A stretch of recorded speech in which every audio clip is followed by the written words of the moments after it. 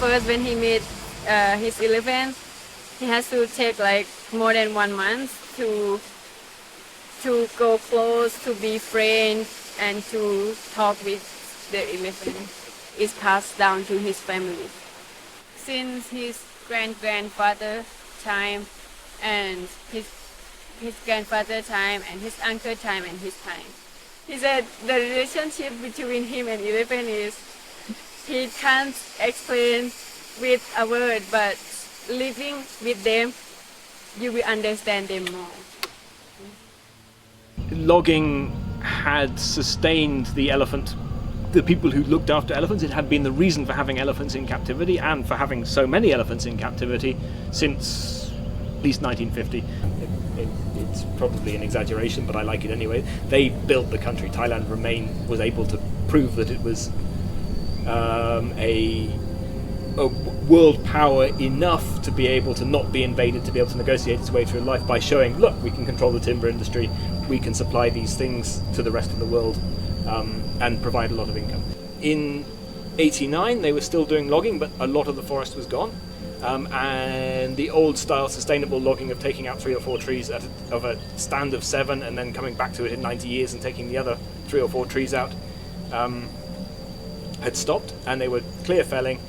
Allegedly, and I wasn't here, there was a big lot of rain, there were floods in Bangkok, but there were other political reasons. Anyway, logging was banned. Elephants almost overnight were put out of work. Now, there's a film called Kun Liang Chang, which is set up at that time, and one of the quotes from it is, well, what are we going to do? A mahout can't eat elephant shit. And that is true. These guys owned elephants, they'd looked after elephants for 3,000 years, 3,500 years, they had to find ways to make a living.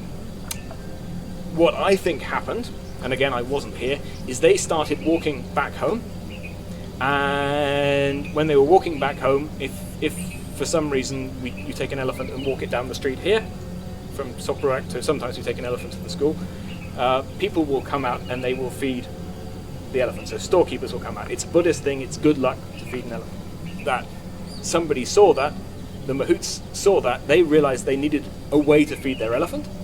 They weren't actually necessarily thinking about, because nobody ever got rich street begging, they weren't necessarily thinking of a way to make themselves rich. They realized people will pay to feed an elephant. Now, that, I think, is how actually probably tourism started as well, in that some of the ex-logging camp owners and the first tourist camps, the big ones, the trekking camps in Chiang Mai, still to this day, Mae Sa, Mae Taman, that whole Mae Teng Valley, were centers of the logging industry. So the big logging camps said, well, people will pay to feed an elephant, people will pay to ride an elephant, let's see if we can keep our elephants alive, keep ourselves in business, keep ourselves having a living by bringing in tourism. The latest stop of the logging in 2015 has put about 4,500 elephants out of work. Now there is tourism in Burma as well. However, that's not as big as Thailand, and the market is just not enough to provide work for all these elephants. So lately we've seen a lot of elephants being smuggled from Burma into Thailand, sometimes onto Laos and onto China through some laundering system. This is illegal, it should be stopped, but unfortunately the owners of the elephants in Burma don't see a way to make enough money in their own country. We need some form of mass tourism to look after 3,400 elephants. And if it allows the mahout and the owner to make some money to feed that elephant and give that elephant the rest of its day off in a large piece of land, then it's worth it. In March this year, 100,000 more tourists arrived from China than from all of Europe put together. And Europe includes Russia, which was the third largest source market. The problem is that over the last 20 years, we've been fighting very hard in Western countries to stop the practice of riding elephants. United States, Europe, Australia, very hard. We've been fighting to make people understand that riding elephants is a no-no. Elephant polo is a no-no. Where these Western people now are saying, well, we're not riding elephants anymore, the Chinese take over this market. And unfortunately for the elephants, the Chinese market is a completely different one, a much tougher one. Give you an example. In the old days, people would pay $20 to $30 for a 40-minute ride on an elephant. They would sit for 40 minutes, go around the forest a little bit, get through some pond, so the elephant would get wet and the people as well. A couple of pictures made, and the elephant have a run for 40 minutes, then probably 20 minutes no work, could drink a bit, could eat something, and then have another ride. With the Chinese market, it's completely different. These people pay only $2 or $3 for a ride. They only sit on it for 5 minutes. They just want to get a selfie and a picture from distance on the elephant, greetings from Thailand. The elephant has to work much harder, is in the full sun most of the day, doesn't have time to eat or drink. So actually, this awareness that we created for the Western world is actually on short term right now. Most Chinese guests are coming in on package tours. In general, even if they do care, that package tourists are not choosing their own hotel, they're not choosing their own camp. So they're just on a tour which tick, box, tick, tick, tick. This is what we do. This is where you go. You do this time on the beach. You have that. You have this included in your tour. And then the agent will arrange that. And typically with that form of tourism, which is probably, and I don't know my facts on this one, but probably the largest form of tourism worldwide. And in order to make yourself cheaper than everybody else, if you're looking into that market, which we need to, then you have to cut corners. And basically they work until they drop.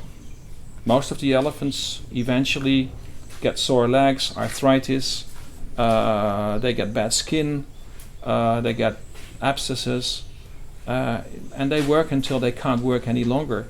To be very honest with you, I see that most of the elephants just die working, and only a few lucky ones make it into rescue centers, but the majority, works until they drop. The pressure on these elephants for working so much actually makes them really itchy at the end of the day. They want to do something. And now currently actually what I see is that more and more elephant camps are turning into more like a animal welfare project, like a rescue center, like non-elephant rides, no polo, no tricks. However, I also see that lately over the last few years the amount of people that died at these elephant camps for tourists has been increasing. People are too easily expecting that elephants are gentle giants, and they're not. They can be very dangerous. They could kill you without even wanting to. In some cases, foreigners get killed. We had a Scottish man in Koh Samui a few months ago. An American lady got killed in Chiang Mai in an elephant camp. These things happen, and it's not going to get any better. So when we started off, we'd say we're using X-logging elephants to help us in tourism. And that's our excuse, if you like, for doing tourism. That excuse doesn't really stand. People are breeding tourism has now become a driving force in its own right, and not necessarily a good one, which is why we need to be helping to make it good.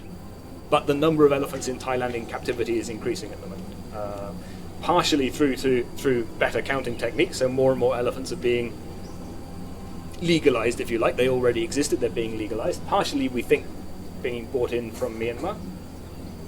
Partially through breeding. A price of an elephant in Myanmar to buy an elephant is... I know a camp in Myanmar where they are renting government elephants to start a tourism thing. They are paying something like $100 a month to rent the elephant, and $100 a month upkeep. That's $200. What's 2 times 12? 2,400. The figure I give you here is $18,000. So, given that there are 6,000 elephants in Myanmar and very little work for them to do, and it's extremely difficult to make a living, and there is growing demand for elephants in Thailand, and they can make in some of the not so good camps where they have to work too hard, they can make up to 40,000 baht a month. Of course, it's happening somehow. You would find a way to make it happen. It doesn't make sense for it not to happen. They interviewed Traffic, I think, interviewed a customs guy, and he said, I've let so and so number of elephants come through for this amount of money through my border checkpoint because I'm saving money to go and see the World Cup. Now, at the same time, we find out that elephants are taken from the wild, still young elephants, in the forests of Burma and even, unfortunately, in Thailand. Currently, they're using different techniques. What happens is they find a herd of elephants with 1 or 2, 3 babies. They then surround these groups and actually use sedatives and shoot with dart guns the babies.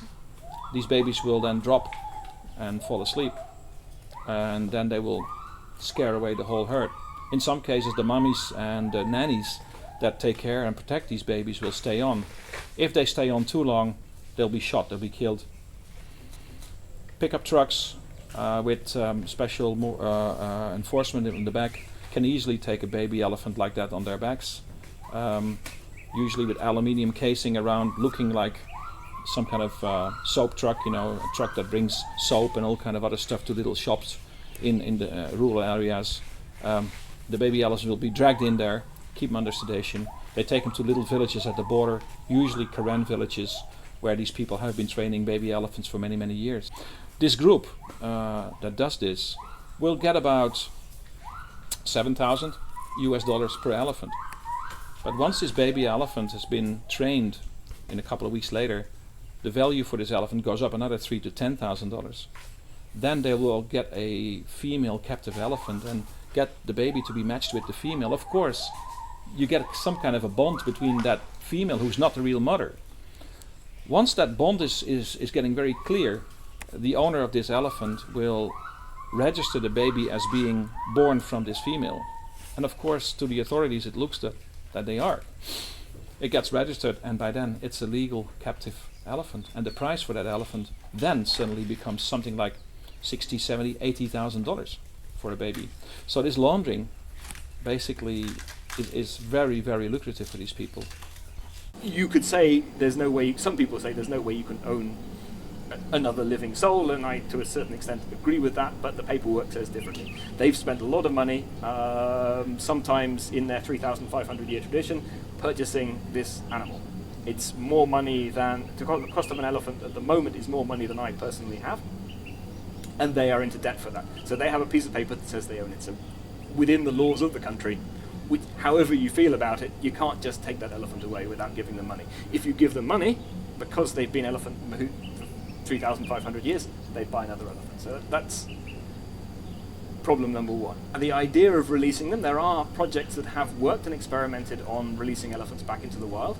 The most recent ongoing one is the Elephant Reintroduction Foundation in 2 sites in Thailand. I think for captive elephants, some captive elephants, with a nice and scientific approach, it is possible to release a captive elephant into the wild.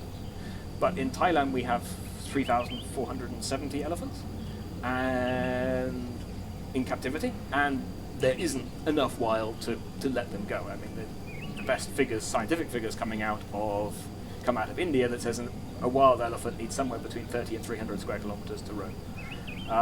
Depending on habitat type and all sorts of other things. And you can't generalize across from south of India to here, but they need a hell of a lot of space. And there isn't a hell of a lot of space outside the national park in Thailand. In Thailand, there are national parks that could take elephants, but the law currently states, and I've talked to people whether it's going to change, and it's not going to change, that you cannot put even very high, powerful people cannot put captive elephants back into the national park, partially because they are covered by the livestock, the Beast of Burden Act 1949, so they're officially livestock. So if you put your elephant into a national park, you're illegally grazing and that's the mindset of the law. It doesn't make so much sense to me. There are at the moment so many issues with the idea of taking elephants from captivity and putting them back into the wild. I personally believe it is a good answer for some elephants, depending on being able to get hold of the wild itself.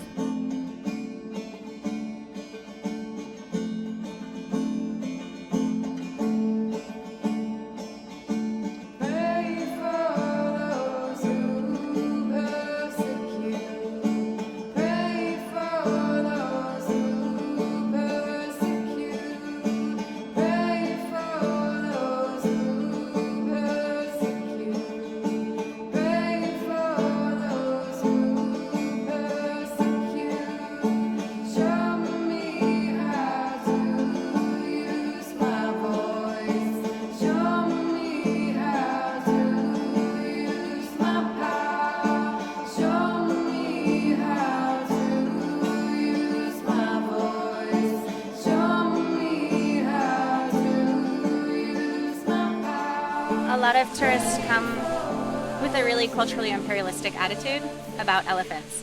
And they're like, I really love elephants and I want to have this interaction with them. But they're angry with anyone who necessitates this interaction that they want to have. You know, they want to go up and hug an elephant, but they don't want there to be anyone there who can control the elephant. We try to keep elephants and mahouts together that have been together for a long time. Sometimes the mahouts will change camps a lot, but we think if they have a good relationship with the elephant, you should do things like increase their pay to keep them together and show them that their relationship is valued. And a lot of camps don't do that. They'll keep the guys at minimum wage for years or less. Almost all the mahouts I've worked with are Karen. I see that they're disempowered since they don't own their own elephants. And a lot of times they are stateless or undocumented and from Burma. So if they can't stand up for themselves and they can't educate themselves, they can't really help the elephants. When elephants are born in captivity, they learn a lot from their mahouts and they learn a lot from the adult cows in the herd. You can see them from a really young age start to mimic their mom. And one of the guys trained his elephant giving it just treats, sharing his snacks with it, sunflower seeds. They're really smart. They're smarter than dogs, and we train dogs with treats. So. When I first came to Chile, there was an elephant, Tongwen, and she had a chain around one of her legs because she was close to the road where they bring in the food. And the trucks come in and drop off the food, and then the mahouts bring it to the elephants. And her mahout was, I don't know, sleeping or something, and she just opened the chain by herself and walked over and grabbed the food and went right back to her place, like as if no one saw the elephant walk across the field. When I moved to Maewang, there were how many elephant camps? Like 4? And now there are 15. Now there are 200 elephants in the valley. And I think that it's a lot about marketing. There's so many places advertising to them, so the companies with the most money are the loudest. If a tour company is trying to make as much money as possible, then maybe they'll try to do several tours a day, up to 10, and push groups through. So that means the elephants and the mahouts don't have a time to stop and relax, cool off in the river, eat food. The mahouts just have to make the elephants go. The tour operators will complain if it's a few minutes later.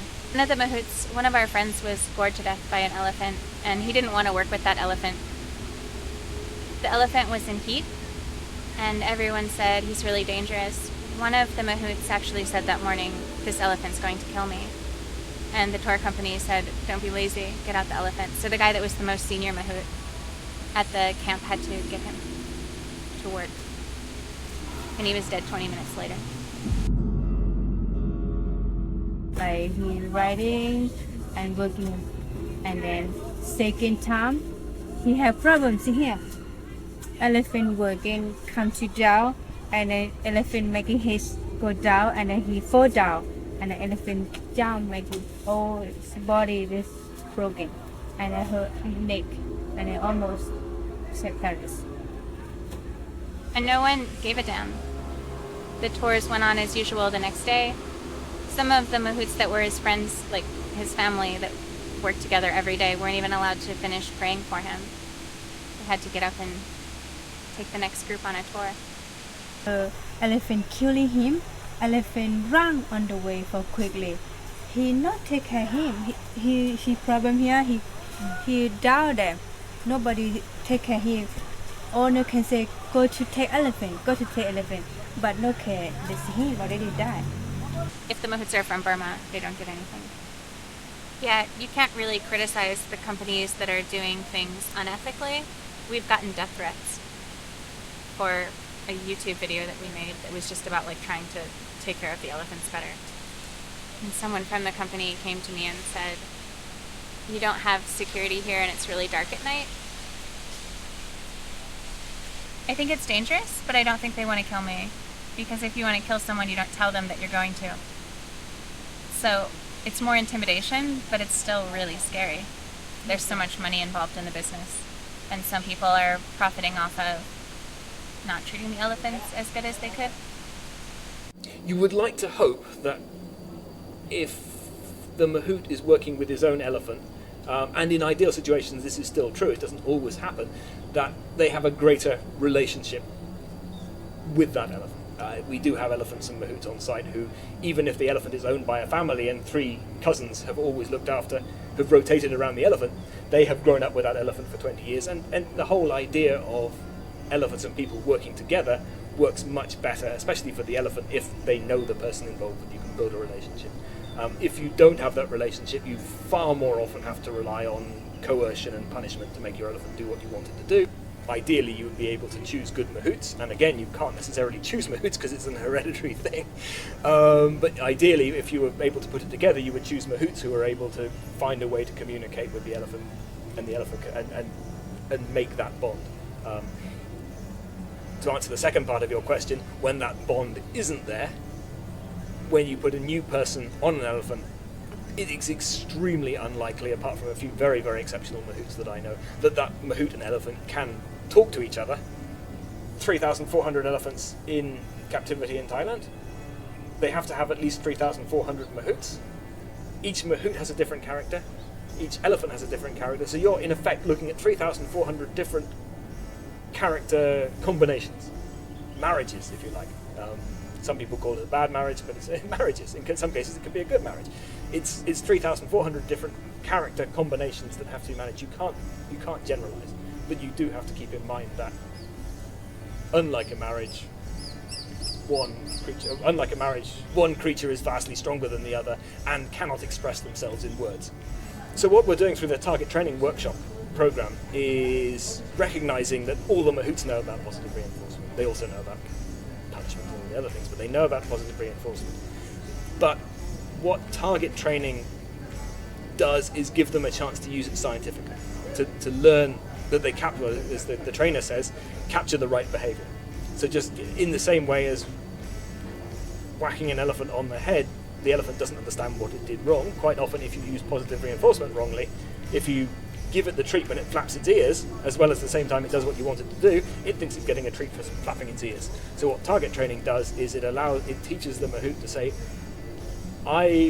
this is the behavior I want, and this is how I ensure that the elephant knows that it's being rewarded for doing this. Luckily, target training is very, very good for something that vets all want to do, and elephant managers all want to do, which is foot care for the elephants. And it's also something that has never been no form of any of the Southeast Asian training was designed around getting an elephant to present its feet.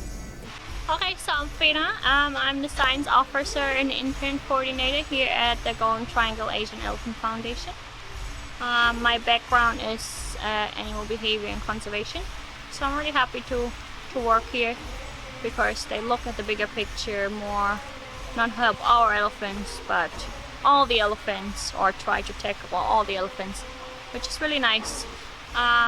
So my task basically is train the elephant, as you just saw, or as you will see. Make sure that changes slowly over time. Always try to work with the mahouts to teach them new ways, or try to remind them of different ways, because some of them do understand, but they like to go back to their own way. Mm-hmm. So with the target training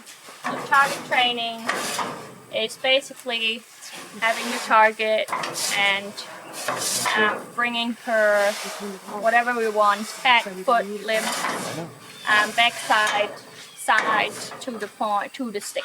And then she gets the positive reinforcement. Good. So I'll present the target. Target means touch with the hat. And then once she touches, I say good, and she gets the reward. Try again. Target. She touches it. Not quite on the hat, though. Target. Yeah. Good. Hand. Hand.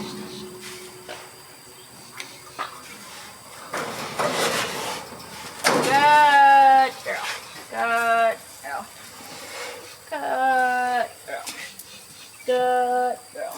And then once that's up, we could easily check the nails, the foot pad, whatever they need.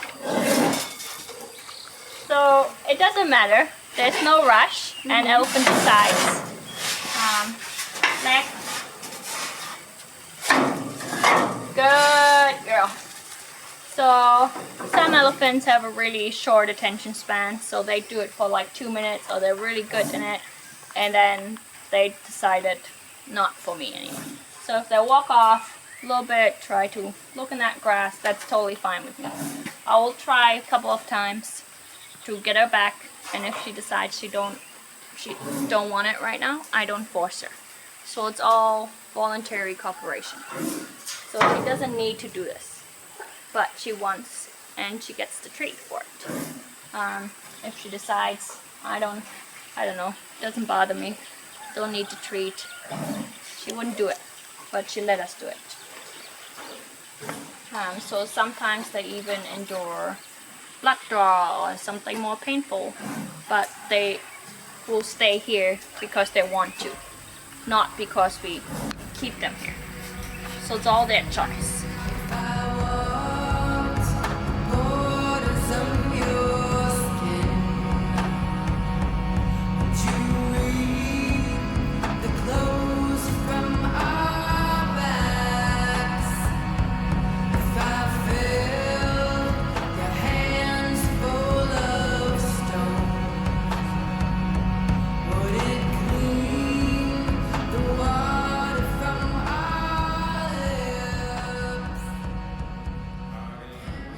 Charlie Orchid is an eco resort in Chiang Mai, Thailand.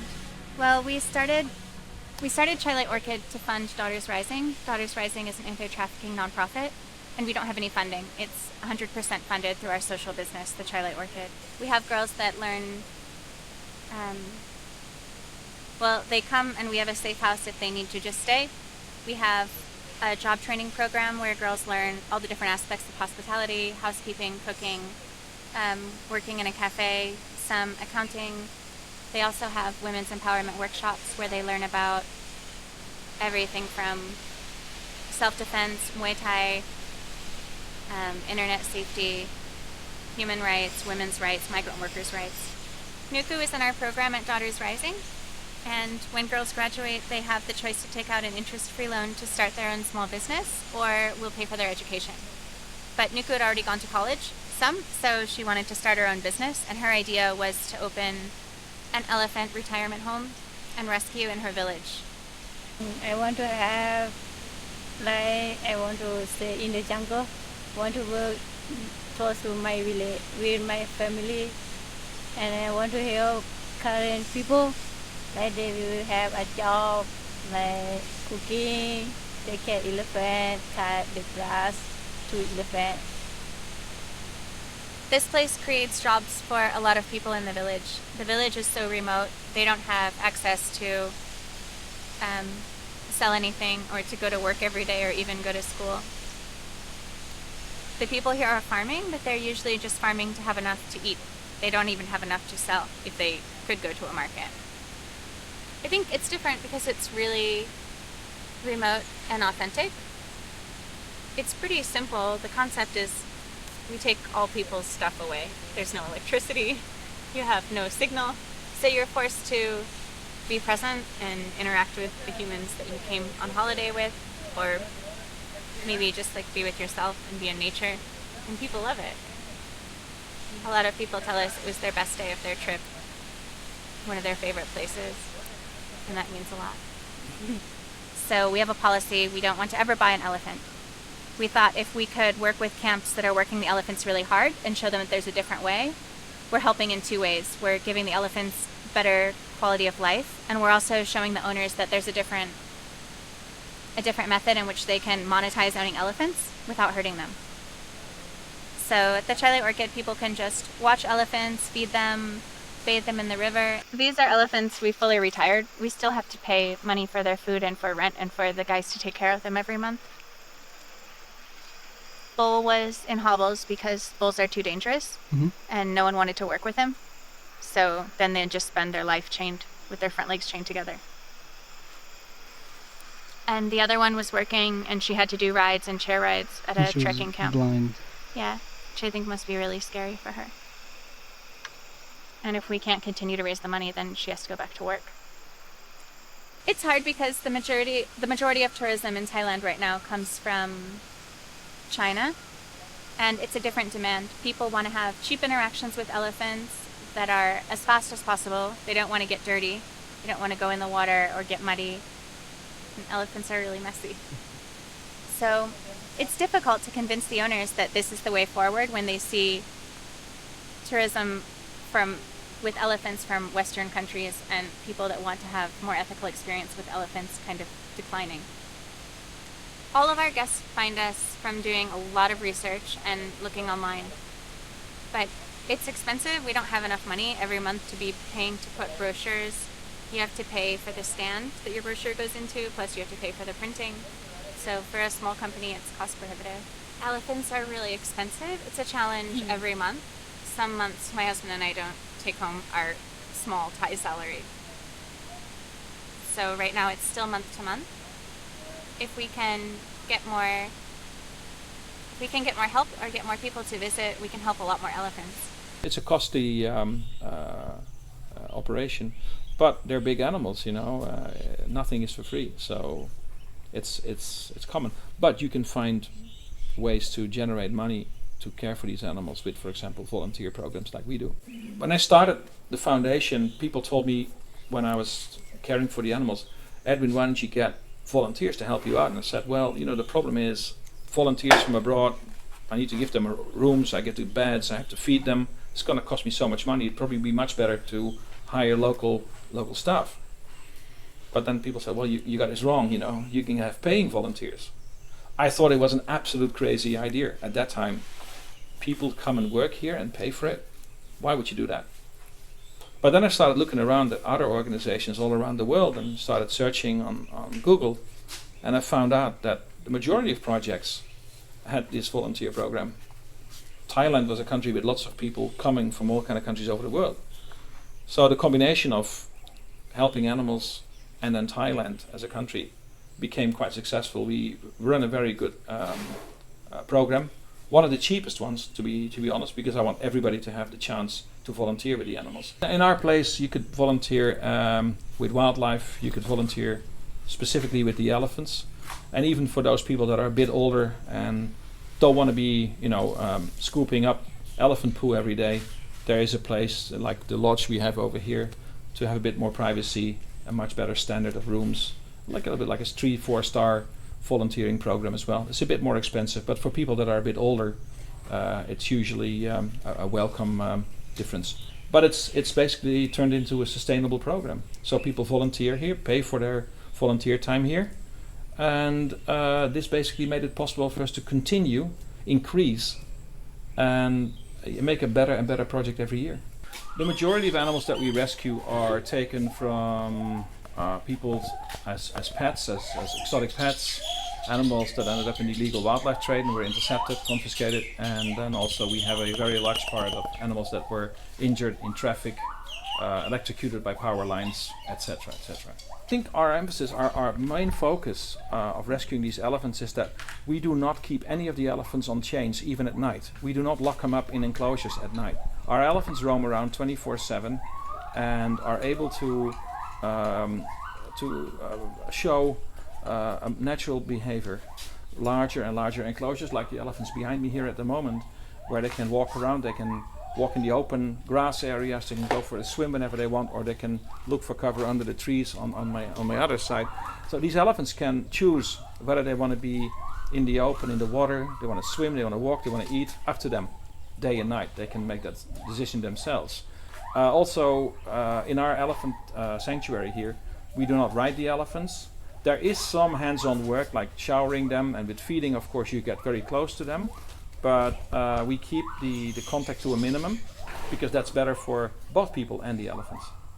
The daily day at a rescue center like ours is, it starts in the morning around 6 o'clock when the first food is being put in their enclosures. They wander around, get a bit of food here, get a bit of food over there. We don't drop it all in one place. The animal needs to exercise, walk, look for it, forage for it. In the wild they wouldn't eat from one place, they would go around as well. We do the same here. We do check their health. Our veterinary team every day passes by and looks at the behavior of the elephants, looks at their body, at their eyes, and basically a general checkup every day. Around lunchtime they get fed again. After lunch some of the elephants will be washed. This is a hands-on thing, but washing the elephants and being hands-on with them at least once a day actually gives us a much better idea about the general well-being of the elephant. We can actually see the skin from nearby, we can see their behavior, they got any pain, they got any trouble. The elephants once a week get their special vitamin supplements as well, usually put into bananas and all kind of other food, so they'll just eat it. It's very important to get it because most of them are old ladies. The ones behind me here are all over 60 years old, so they need the vitamins and all their stuff. Yeah, at the evening they get fed again, grass put around the enclosure, enrichment, food being hidden everywhere so they have something to do at night. And we see that most of the elephants are busy looking for these little treats until about 9-10 o'clock. And then they usually spread around the enclosure and lay down. They basically sleep, eat and shit.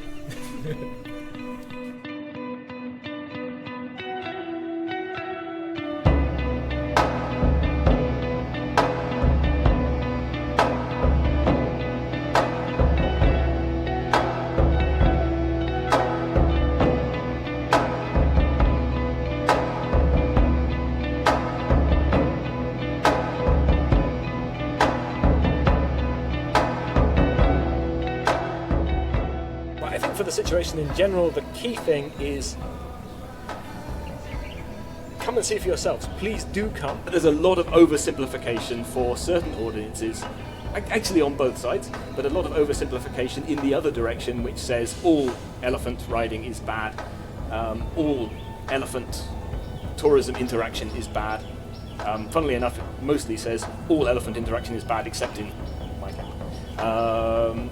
But that's the harm that has caused is that it's leading, or has led, we've seen it happen, has led to people who would otherwise be able to have an influence on a camp such as mine, or and I have special marketing so I'm okay, but influence on a trekking camp to say, well, hang about, I saw your elephant was working too hard, or your mahout, he's overusing the stick, your mahout is doing this, you chain your elephant too much. People who could have this influence are now no longer coming to the camps that need to improve. And that's forcing owners to look for other markets who are not necessarily, the other markets themselves are not necessarily in a position to exert that influence. One of the biggest threats of people staying away, people who would be able to affect positive change staying away from any and all elephant camps, is that they're not able to move the conversation forward. It's not the ideal situation for elephants. We want to see a thriving wild elephant population. But right now that's not a possibility. There's no place to put them in the wild. And there's a huge captive elephant population in Thailand, so there needs to be emphasis on how we can take the best care of them and improve their lives. And it's really hard for small places that aren't driven by greed, that really want to take good care of the elephants. So, I don't know, tourists can help a lot. Tourists can help the elephants if they really think about what they're spending their money on and research it. You can have the best dreams in the world, but if you don't make a plan, that dream stays a dream, and when you have a plan, it becomes a target.